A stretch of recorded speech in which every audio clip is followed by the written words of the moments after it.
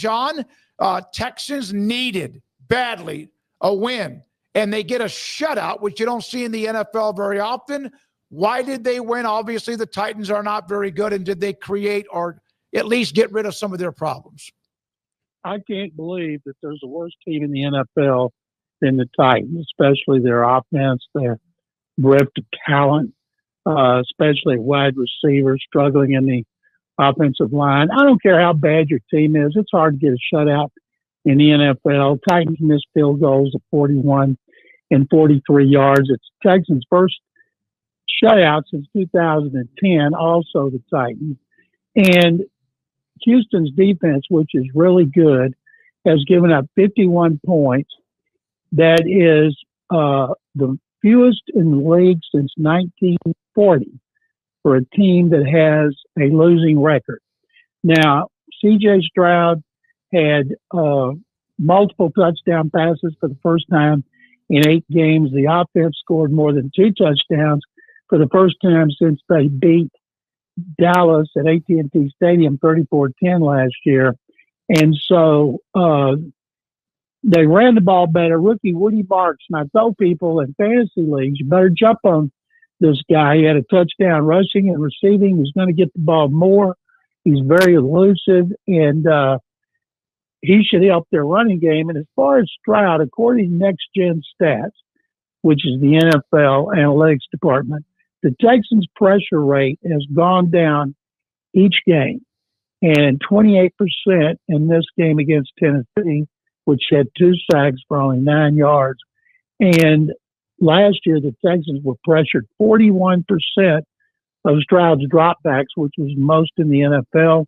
So the new offensive line coach, new play caller looks to be doing a little better. But the bottom line in that game, it was 6-0 in the fourth quarter, and the Titans just cratered. Now the Texans go to Baltimore. They're going to get the Ravens without Lamar Jackson and numerous other starters. Texans are actually favored by 2.5. Cooper Rush, who played against them last year for the Cowboys, threw for 355 yards, 1 touchdown, 1 interception, but the Texans beat them by 24 points. So Texans have not won in Baltimore in the 5 games in which they played against Lamar Jackson in regular season and playoffs. They're losing by 38-11 average score. So maybe this one won't be quite as lopsided. John, are the Ravens in a little bit of trouble? They are, absolutely. Paul. They're 1-3. They have injuries, amazing injuries to their key players on both sides of the ball, including 2 or 3 of them gone for the season. You know, they lost that shootout early with Buffalo. Then they go and get hammered by the Chiefs. People think, okay, the Chiefs are back. But John Harbaugh has never had injuries like this. And I thought sure they'd win the division. Cincinnati's terrible without Joe Burrow. Pittsburgh's 3-1. Cleveland's 1-3. So what the AFC North, which appeared to be really good because of injuries now, looks really bad. John, a little bit off topic here, but I wanted to ask you because we were talking baseball a moment ago. So while we have you, what was the response in Houston to the Astros not making the playoffs this season? Well, at first, everybody was mad. All they had to do was win 1 game when they went on the road for the last 2 games, last 2 series against 2 losers, the A's and the Angels. They lose 2 out of 3 to the A's. Okay, they play at the Angels. Astros lose the first one. They're out. Tigers win the tiebreaker, and then they win the last 2. They finished the same record as the Tigers, who beat the Guardians today, but lost on that tiebreaker. Now, they lost more games to starters, including 8 starting pitchers, and any injuries I've ever seen in any sport. And yet, in September 2nd, they were 5 games up. And ever since they swept the Dodgers on July 4th weekend, I think they were 11 games under 500, and now we're all eager to see what the the head coach, the owner, Jim Crane, and the general manager, Dana Brown, are going to do. And everybody here is wondering, are they going to keep the medical staff, the trainers? What are they going to do about hitting? They they had a higher chase rate at the plate than every team but Colorado, the worst team in the league. So they are highly undisciplined. Framber Valdez is gone. He'll be gone in free agency. We think they'll trade their first baseman, Christian Walker, so they can move Isaac Paredes, who did really well till he got hurt to first base because Carlos Correa is the third baseman. But they need a starting pitcher. And overall, their biggest loss of all their injuries was Josh Hader. Hader was down for the last 2 months. He was the best closer in baseball. They had the best setup man in Brian Abreu. Hader didn't pitch again, and Abreu proved he's not a closer. What did you think about 40-40 an overtime game on Sunday? And I tell you, I don't think everybody still understands the rule. And Green Bay was a ball popping up another foot in the air from not even getting a chance to tie it up. Yeah, I think that probably a lot of Cowboy fans were blasting their timekeeper, whoever's operating the clock, for not getting one more second off there. But nobody likes a tie, nobody. And when they went from 15 minutes to 10 minutes, I never forget Rich McKay, who's the president or was the president of the Falcons, head of the competition committee forever, was talking about games are too long. And we're thinking, okay, so what if you got a 15-minute overtime? Are people going to change the channels during overtime? Are they going to get up and go mow the yard or go to the grocery store? It was one of the dumbest explanations I've ever heard. And they need it to happen near the end of the season.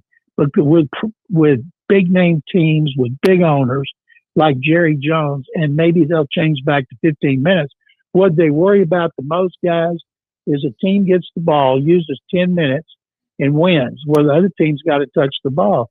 Well, what do? You don't add extra time. You just say sorry and sayonara. So because that's it. Yeah, I didn't know that. Paul and I text each other during Cowboys games. I'm always wrong, but I did not know the actual answer to that. If the Cowboys go on an old Washington Joe Gibbs drive and score with 3 seconds left, it's too bad, right? No, if you score with 3 seconds left, you'll have a kickoff. Yeah, okay. But if you score on no seconds left, then the other team's just sitting there with their hands in the air, complaining that overtime is too long. It is a terrible rule. I don't know how it was sold to the owners, something having to do with money. Probably 60 minutes was going to come on too late. But any big rule change they make like that is because they think it's going to hit them in the pocket. They need to change it back because it is asinine. John, look, I know that there's a lot of coaches that are going to have, that they're going to have to, fight for their jobs here. Brian Callahan, all of that. I want to throw one out to you, and I want your opinion on it based on the other night. Matt LaFleur in Green Bay. I'm not saying do it now, but he was like the clock management in those last 2 minutes. They could have won the game, and he seemed to be playing for a tie. No, he's not playing for a tie because nobody likes ties. It's not kissing your sister. It's like kissing your grandmother. And Matt is recognized as a really good coach. If he got fired, he'd have a job before sundown. And they love him up there. He's been great with their offense. And Brian Callahan won't have to wait much longer. He's going to be fired probably as bad as they were, get beat by 20 every game.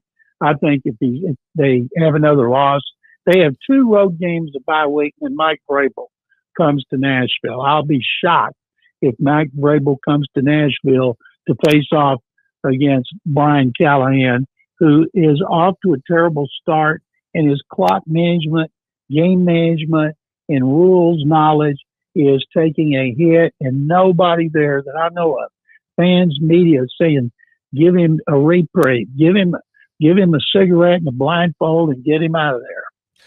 John, your Baylor Bears will be at home against K-State. They bounced back, but of course the tough loss to Arizona State. Your thoughts about their personality? Who are they? What's their identity?